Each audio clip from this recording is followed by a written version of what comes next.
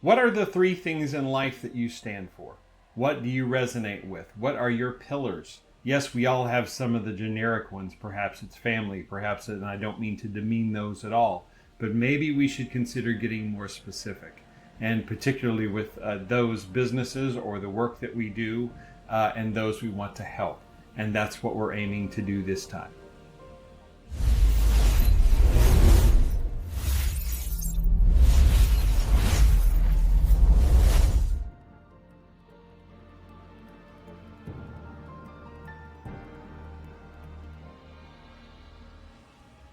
Hello, I'm John Nelson, and I've been doing a lot of thinking lately as I've been looking for opportunities to support my family, be they fractional or full-time, about what it is that I stand for, what it is that I'm all about. One of the things I'll talk about, so I'm going to turn it actually on myself, and what is my market dominating position. We'll talk about what that is in just a moment, because that's a part of this. So we start with a foundation, and the foundation for me, particularly in business or in project related things, is to have a process, have a business process, or a process by which things get done that's repeatable, that's relatively simple to follow, that can be broken up and trained easily for other people so that they can catch the vision of what it is that you're trying to do. So a process should undergird everything that you do. And yes, I said undergird and used it in a sentence. Okay, then we come to what are three pillars. What's the three-legged stool of things that I think are important?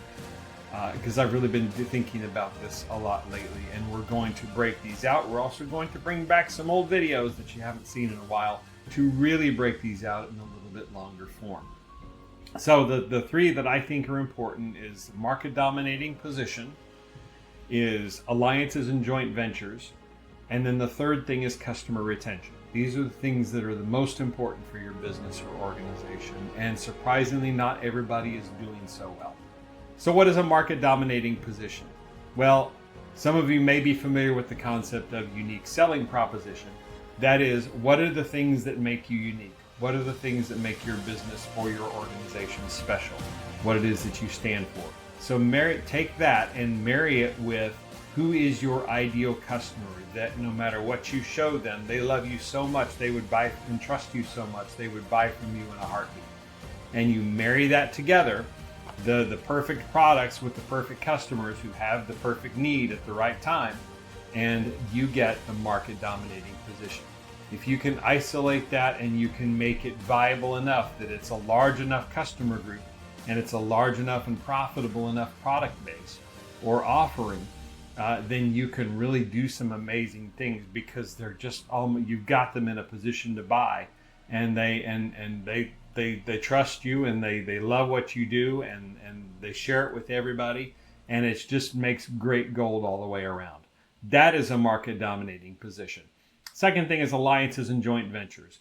And I'm not talking the formal business side, though if you want to go there, you certainly can. I'm talking about informal ones, powered by referrals. Who is buying before you? Who is buying after you in a particular chain? You think about a wedding, all the different sequence of events that have to happen as different needs come up as you're planning a wedding, right? So it's, and that, from who all is involved with that. So that is then connected by referrals. So one to the next, to the next, to the next, to the next, to the next. And it solves that problem. I realize I'm looking in opposite directions, but it solves that problem for people. And you think, hey, you're just using them, handing them off from customer to another. But you know what? If you can reliably hand somebody off to a company that will meet their needs and provide them real value, just as you did, that customer will absolutely love you for it. There's no shame in that at all. They're getting something reliable that they need, so they don't have to think about it. You're getting benefit from referring, and the company pays you for the referrals, and you in return are getting a customer from somebody before, and you're paying a little for that privilege, but it's a whole lot less than having to go out there and sell and prospect and make things happen. That is the value and the true power of alliances and joint ventures. And I'm surprised, just as the market dominating position is, how many people have never thought about that before. But I guess that's That's where I get to come in and show them amazing value. The third thing is one of those that should be obvious too, but somehow it's not. And that's the concept of customer retention. You worked so hard, you've shown so much value to get somebody in the door, to educate them on who and what you are and what you offer and why you're different and why you're special. So work just as hard, if not harder, to keep them happy, to show them value, to provide what you say you're going to provide. It's a surprisingly simple thing that so many businesses neglect, large and small. They're happy to get you in the door, and so it's a numbers game for them. Well, what if they work just a little bit harder to keep you and make not only a loyal customer out of you? If it's a one-time purchase, fine. You're not gonna buy a house every time, but you'll refer your friends. You'll refer your people who come in, and referrals are unbelievably valuable. We've talked about them throughout this entire thing.